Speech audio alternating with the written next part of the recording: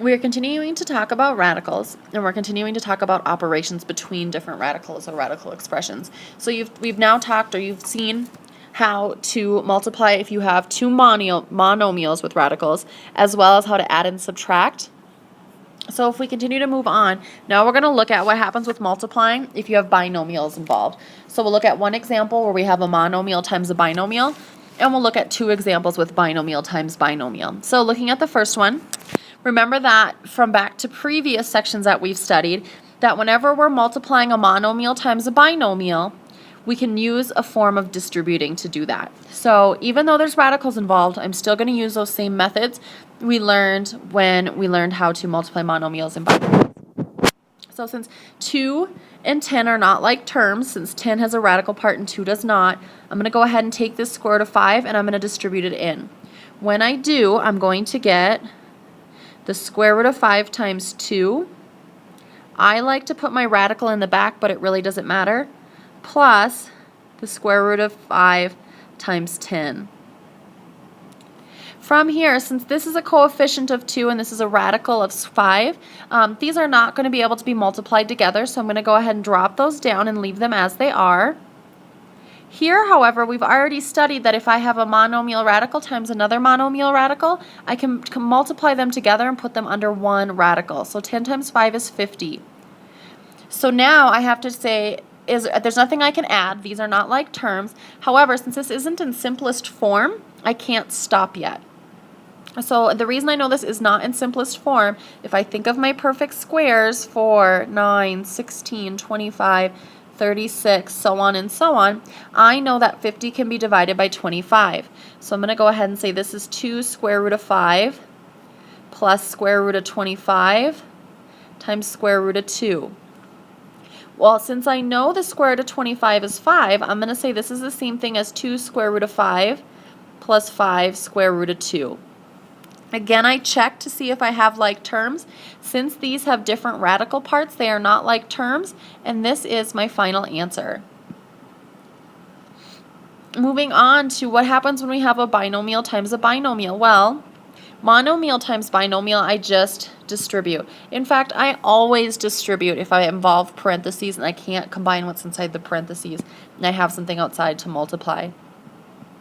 So when we have a binomial times a binomial, we have a special way to help us remember and to check to make sure we've distributed everything. We call that FOIL. Some of you like to use FOIL. Some of you just like to distribute the first term and then distribute the second term.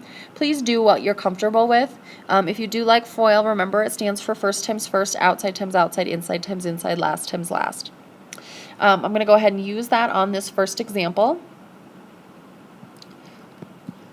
Excuse me.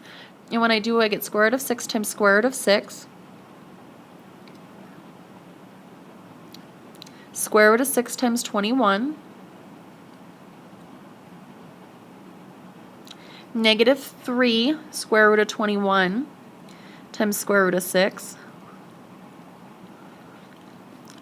Negative 3 square root of 21 times square root of 21. From here, I'm going to go ahead and I'm going to multiply because I see I have a whole bunch of radicals that I can multiply together. Many of you will probably combine my first and second step, and that is totally fine. This gives me square root of, I'm going to actually do this, anticipating because of the 21s. I'm going to say the square root of 6 times the square root of 6 is the square root of 6 squared. Because whenever I multiply anything by itself, it squares it. Plus the square root of 6 times 21 is 126. Minus 3 times the square root of 126. Minus 3, and then doing the same thing with the 21s as I did with the 6s. 21 times 21 is same base, so I'm going to say it's 21 squared. The reason I did that is because now watch. I can say that a square and a square root cancel, a square and a square root cancel. At the same time, I can say that 126 is divisible by 4. 126 divided by 4, excuse me, it is not divisible by 4. Is divisible by 9 because 9 times 14 is 126. I'm going to put that up here. And remember, you do not have to know these facts. You just have to have tools and understand how to use those tools. You can use a calculator to kind of do some guessing and checking to see if it's divisible by any perfect squares. So after I cancel the square and the square root, I'm left with 6 plus I'm going to go ahead and change the square root of 126 to be the square root of 9 times the square root of 14. I'm going to do the same thing to this one. And I'm going to go ahead and, since my square root and my square canceled, say 3 times 21.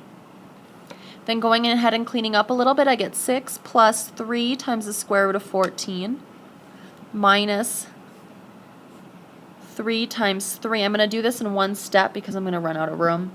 So I'm going to multiply. I know this is going to reduce to 3, and I'm going to have 3 times 3, which is going to give me 9. Square root of 14 minus 3 times 21 is 63. From here, I'm going to ask myself, do I have any like terms that I can combine? Well, notice that 6 and negative 63 are both numbers that I can combine. And also notice that 3 square roots of 14 minus 9 square roots of 14 are going to combine to give me negative 6 square roots of 14. So I do get a final answer of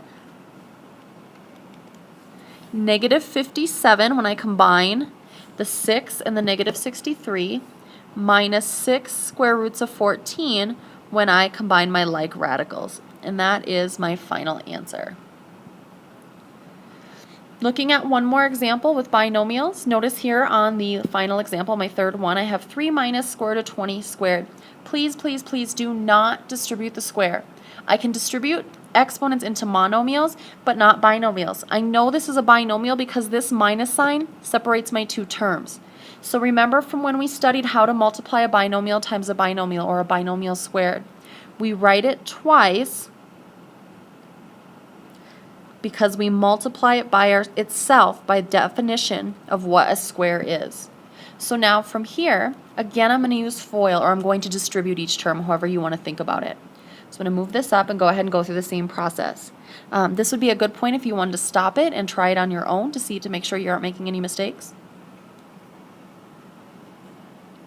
But first times first is going to give me 3 times 3, or 9. Outside times outside is going to give me minus 3 times the square root of 20. Inside times inside is going to give me minus square root of 20 times 3. Since the order doesn't matter with multiplying, I like to put the radical in the back, but it really doesn't matter. Negative square root of 20 times negative square root of 20 is a positive square root of 20 times square root of 20. And then a 9 stays a 9. Minus 3 square root of 20 I know can be divided by 4, so I'm going to say that's the same thing as square root of 4, square root of 5. I'm going to do it again to this second term here. And I'm going to say that the square root of 20 times 20 is the square root of 20 squared, because now in my next step, I'm going to be able to say that my square and my square root are going to cancel out, leaving me with 9 minus 3 times 2 times the square root of 5 minus 3 times 2 times the square root of 5, since the square root of 4 is just 2, plus, since the square and the square root canceled, I'm left with just 20. Now I can go ahead and multiply these out, giving me 9 minus 6 square root of 5 minus 6 square root of 5 plus 20.